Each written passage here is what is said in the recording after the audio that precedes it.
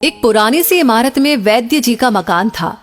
वैद्य जी पिछले हिस्से में रहते थे और अगले हिस्से में दवा खाना खोल रखा था। उनकी पत्नी की आदत थी कि दवा खाना खोलने से पहले उस दिन के लिए जरूरी सामान एक चिट्ठी में लिख करके दे देती थी। वैद्य जी गद्दी पर बैठकर के पहले भगवान का नाम लेते, फिर वो चिट्ठी खोलते और पत्नी ने जो बातें लिखी होती उनके भाव देखते, फिर उनका हिसाब करते, फिर परमात्मा से प्रार्थना करते कि हे भगवान, मैं केवल तेरे ही आदेश के अनुसार तेरी भक्ति छोड़कर यहाँ दुनियादारी के चक्कर में आ बैठा हूँ। वैद्य जी कभी अपने मुंह से किसी रोगी से फीस नहीं मांगते थे।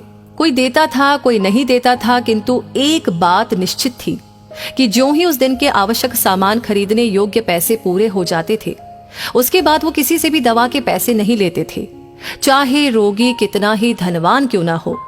एक दिन वैद्य जी ने दवा खाना खोला। गद्दी पर बैठकर परमात्मा का स्मरण करके पैसे का हिसाब लगाने के लिए आवश्यक सामान वाली चिट्ठी खोली तो वो चिट्ठी को एक टक देखते ही रह गए। एक बार तो उनका मन भटक गया।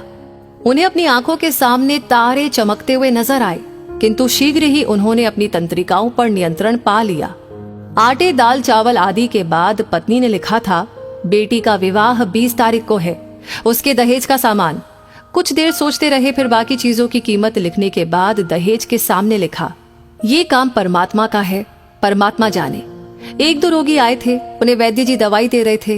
इसी दौरान एक बड़ी सी कार उनके दरवाजे के सामने आकर रुकी। वैद्य जी ने कोई खास तवज्जो नहीं दी, क्योंकि कई कारों वाले उनके पास आते रहते थे।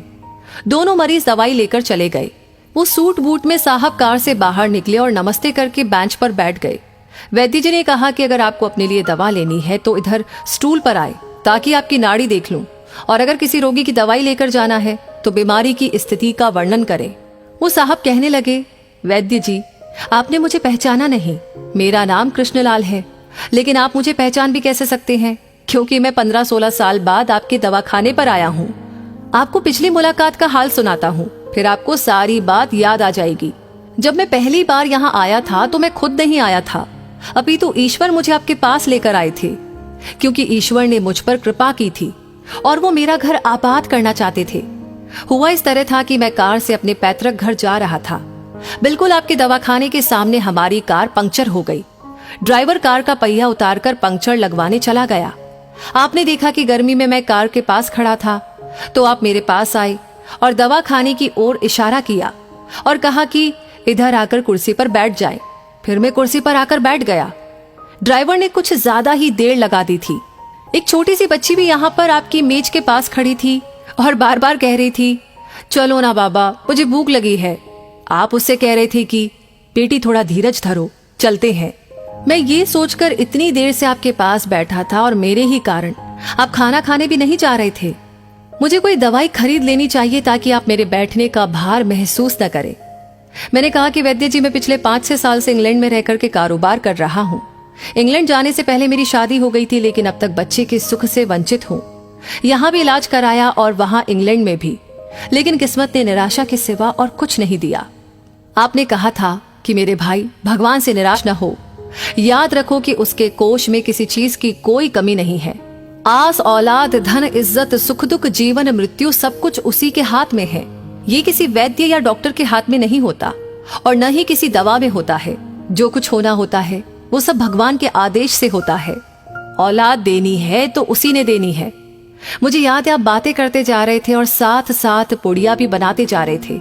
सभी दवा आपने 2 भागों में विभाजित कर दी, अलग अलग लिफाफों में डाली थी और फिर मुझसे पूछकर आपने एक लिफाफे पर मेरा और दूसरे पर मेरी पत्नी का नाम लिखकर दवा उपयोग करने का तरीका बताया था।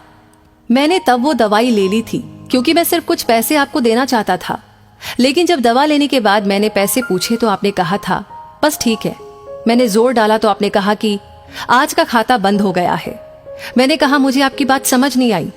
इसी दौरान वहां पर एक और आदमी आया और उसने हमारी चर्चा सुनकर मुझे बताया कि खाता बंद होने का मतलब ये है कि आज के घरेलू खर्च के लिए जितनी राशि वैद्य जी ने भगवान से मांगी थी वो ईश्वर ने उन्हें दे दी है।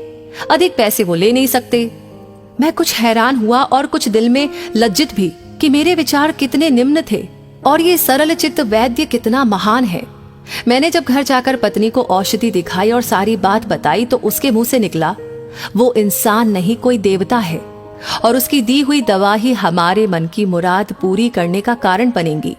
आज मेरे घर में 2 फूल खिले हुए हैं। हम दोनों पति पत्नी हर समय आपके लिए प्रार्थना करते रहते हैं। इतने सालों तक कारोबार ने फुर्सत ही नहीं दी कि स्वयं आकर आपसे धन्यवाद के 2 शब्द कह सके। इतने बरसों बाद आज भारत आया हूँ और कार केवल यहीं पर रोकी है। वैद्य जी, हमारा सारा परिवार इंग्लैंड में सेटल हो चुका है। केवल मेरी एक विधवा बहन अपनी बेटी के साथ भारत में रहती है। हमारी भांजी की शादी इसी महीने की 21 तारीख को होनी है। न जाने क्यों जब जब मैं अपनी भांजी के भात के लिए कोई सामान खरीदता था तो मेरी आंखों के सामने आपकी वो छोटी सी बेटी भी आ जाती थी और हर सामान में दोहरा खरीद लेता था।